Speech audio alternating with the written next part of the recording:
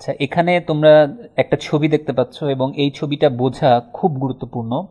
এখানে খেয়াল করো, এটা হচ্ছে C3 প্ল্যান্টের পাতার একটা প্রস্থচ্ছেদের ছবি। তুমি এখানে দেখো যে পাতায় যে প্যারেনকাইমা জাতীয় কোষগুলো থাকে এদেরকে বলা হচ্ছে মেসোফিল। তোমরা জানো একসাথে যখন অনেকগুলো, দেখো এখানে কোনো গ্যাপ নাই, এটাকে আমরা বলছি প্যালিসেড প্যারেনকাইমা। আর নিচের দিকে দেখো প্যারেনকাইমা কোষগুলোর মাঝে মাঝে এই যে হালকা সবুজ, মানে এগুলো হচ্ছে বায়োকুট্রি। তাহলে এটাকে আমরা বলি স্পঞ্জি প্যারেনকাইমা। তাহলে পাতায় যে মেসোফিল টিস্যু রয়েছে সেটাকে আমরা দুভাগে ভাগ করে ফেললাম। উপরের দিকে কোনো বায়োকুট্রি নাই, এই অংশটাকে আমরা বলছি প্যালিসেড প্যারেনকাইমা। আর নিচের দিকে যে বায়োকুট্রি এরকম ফাঁকা ফাঁকা জায়গা রয়েছে এই ধরনের প্যারেনকাইমাকে বলা হচ্ছে স্পঞ্জি প্যারেনকাইমা। এখানে তোমরা আরেকটু খেয়াল করে দেখো যে একটা বিশেষ রং, এই যে বেগুনি, এই রঙের যে অংশটা আমি এখানে দেখতে পাচ্ছি, দেখো এখানে মার্ক করা আছে, এটাকে বলছি ভাস্কুলার টিস্যু। আসলে ভাস্কুলার টিস্যু মানে হচ্ছে, এটাকে তুমি চিন্তা করো যে এটা হচ্ছে জাইলেম বা ফ্লোয়েম। তাহলে এই যে বেগুনি রঙের অংশটা এটাকে আমরা বলছি ভাস্কুলার টিস্যু। খেয়াল করে দেখো যে ভাস্কুলার টিস্যুর বাইরের দিকে এরকম সার্কুলার, তাই না, এরকম বৃত্তাকারে একটা প্যারেনকাইমা টিস্যুর একটা অংশ রয়েছে, এটাকে আমরা বলতে পারি ভাস্কুলার টিস্যুর আবরণী, তাই না, কারণ ভাস্কুলার টিস্যুর বাইরের দিকে আছে। এবং এটাকেই বলা হচ্ছে ভাস্কুলার বান্ডল শীথ অথবা বান্ডল শীথ। তাহলে ভাস্কুলার টিস্যুর বাইরের দিকে যে আবরণীটা থাকে, এই যে আবরণী টিস্যু তুমি দেখতে পাচ্ছ এখানে আছে, এখানেও আছে, এটাকে আমরা বলতে পারি বান্ডল শীথ। এইটা বুঝে নেওয়াটা খুব গুরুত্বপূর্ণ। তোমরা দেখো C4 প্ল্যান্টের ক্ষেত্রেও এই যে আমরা এখানে কিছু প্যারেনকাইমা কোষ দেখতে পাচ্ছি, প্যালিসেইড প্যারেনকাইমা, এখানে তুমি স্পঞ্জি প্যারেনকাইমা দেখতে পাচ্ছ। এখানে দেখো এইটাই হচ্ছে আমাদের ভাস্কুলার টিস্যু বা জাইলেম ফ্লোয়েম, তুমি যেটাই বলো। তাহলে এটার চারপাশে যে আবরণী অংশটা রয়েছে এটাকে আমরা বলতে পারি বান্ডল শীথ।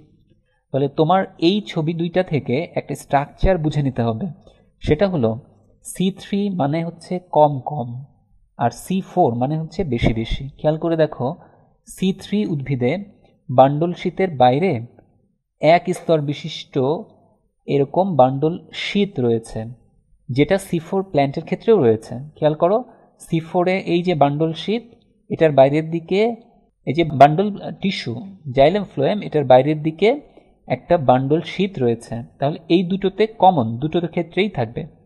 কিন্তু খেয়াল করে দেখো C4 মানে হচ্ছে বেশি বেশি, তার মানে এটা তো থাকবেই।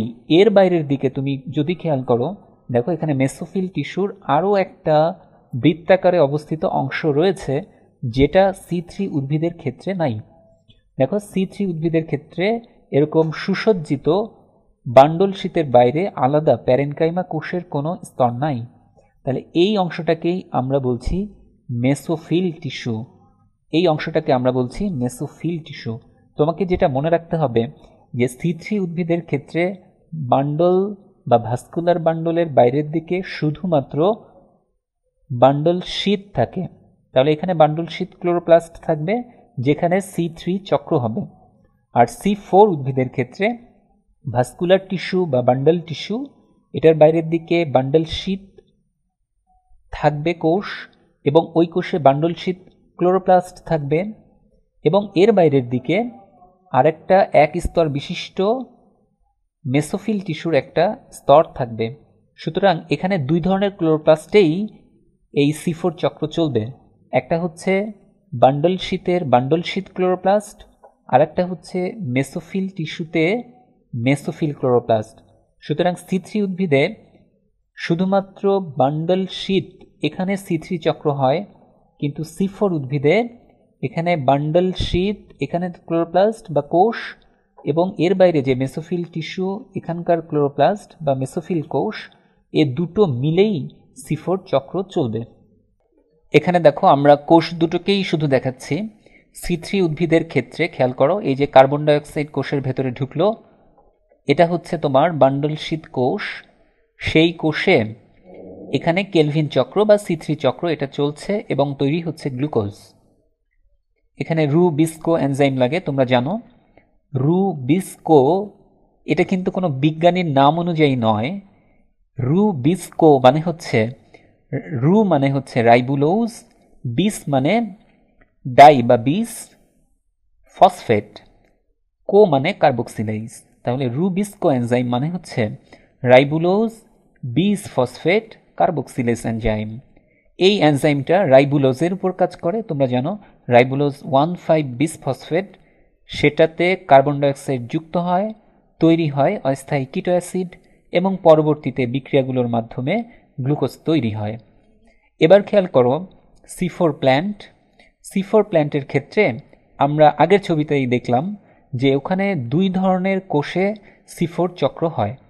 একটা হচ্ছে মেসোফিল কোষ, আর ভেতরের দিকে যে কোষটা থাকে সেটা হচ্ছে বান্ডলশীত কোষ। তোমরা একটু আগেই দেখেছ। তাহলে খেয়াল করে দেখো কার্বন ডাইঅক্সাইড এটা মেসোফিল কোষে প্রথমে প্রবেশ করে এবং তোমরা জানো যে ফসফোইনল পাইরুভিক অ্যাসিড পিইপি এই যৌগের সাথে কার্বন ডাইঅক্সাইড যুক্ত হয় এবং কার্বন ডাইঅক্সাইড যুক্ত হলে ফসফোইনল পাইরুভিক অ্যাসিড যেটা 3 কার্বন বিশিষ্ট সেটা 4 কার্বন বিশিষ্ট একটা যৌগ তৈরি করে, যে যৌগটার কারণে এই চক্রের নাম হয় C4 চক্র।